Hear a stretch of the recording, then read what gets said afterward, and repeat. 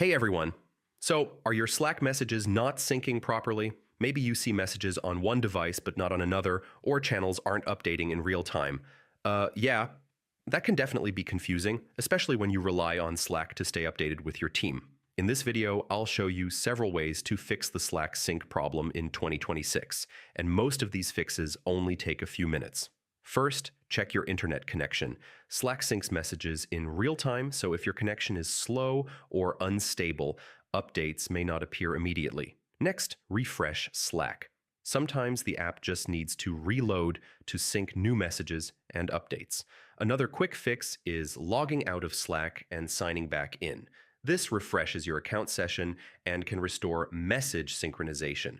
If the problem continues, try clearing Slack's cache. Cached data can sometimes prevent the app from syncing new information properly. Now make sure your Slack app is updated to the latest version. Older versions may contain bugs that affect syncing between devices. Sometimes the issue isn't on your side. Check Slack's server status page to see if there are service disruptions affecting messaging or syncing. If syncing still doesn't work, try uninstalling and reinstalling Slack. This installs a clean version of the app and often resolves persistent issues. And that's it.